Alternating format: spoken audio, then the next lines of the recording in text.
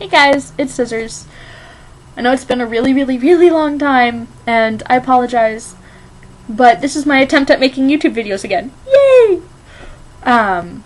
So I just posted on Facebook, because I have a couple of friends from YouTube on Facebook, just said, hey, ask me some questions, I'll do a question and answer video.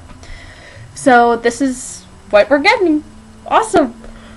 So I'm gonna try to make this brief. I will try very hard, I swear. So yeah, let's get started. The first question is actually from my little brother, who wanted to know if I know what the only large mammal domesticated in the Americas was. And I actually had to call my little sister for this. And she said that it was the llama or the alpaca. So I'm going to go with her answer because I am not up on my animal trivia. So, there we go. Awesome. Then Claire asked me a bunch of questions. And a lot of these are things I want to do other videos on, so I'm going to try to keep it brief. The first one is, why haven't you been making YouTube videos? And that is because life was not conducive to me being happy for a while. I have gone through a couple of different spouts of being very depressed, because I'm not necessarily on top of it, and also social situations and living situations have exploded a little bit. And I don't want to go into too much detail because it's not something that necessarily needs to be on here, but things were not the best, and now they're getting better. So there we go. Also, what is your favorite Sabbath and why? I have two favorite Sabbats. The first is Samhain, and the other is Ostara. And that is because, well, Samhain I get to dress up in costumes and eat candy. That's always exciting for me. But also, that's just around the time where we start to get snow. We should have a couple of inches by the time Samhain rolls around. And so the beginning of winter is really exciting. And then Ostara, because that's just around the time where it almost looks like the snow's starting to melt. We have very long, harsh winters up here, and while I do enjoy it, it needs to be over by the time Ostara rolls around. And so, yeah, that's why I like those Sabbats. I'm bracing myself for my third winter up here. It should be lots of fun. And so yes. Do you keep an altar? I have been trying to keep an altar for the past couple of years. But my spirituality and my spiritual life and all of that it's not quite been what it should be. I haven't taken the time necessary to really figure things out. It is, again, something that I've been trying to work on. But, so, every time I try to start an altar, it's just not quite right, so I redo it. But the table that I'm working on right now, because I didn't feel connected to the table or anything that I was using, it was always so straight and, like, well-defined lines and shapes, and it wasn't yummy enough. So I'm starting to just kind of throw paint at it and allowing myself to be messy with it and not necessarily have everything be well defined. And so my altar is a work in progress. What are your plans for Samhain? I plan on doing maybe a little bit of witchy things, maybe something for the new year, but mostly dressing up in a fabulous costume, which I haven't created yet, and handing out candy to the neighborhood kids and watching Halloween movies. Group, worship, or solitary?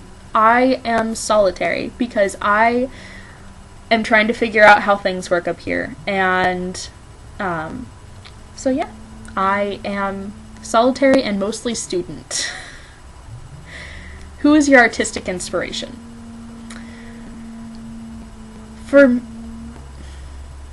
There aren't a whole lot of artists that I follow, or rave over. There are pieces by certain people that I love, I love Starry, Starry Night by Van Gogh, but everybody loves that. Not everybody. You mean what I know. But for the most part, it's the people up here and the people around me who have inspired me. One woman in particular, and I'm not going to name her, but this lady has taught me so much about letting go and being okay with being messy and throwing paint on there and experimenting and having fun with it.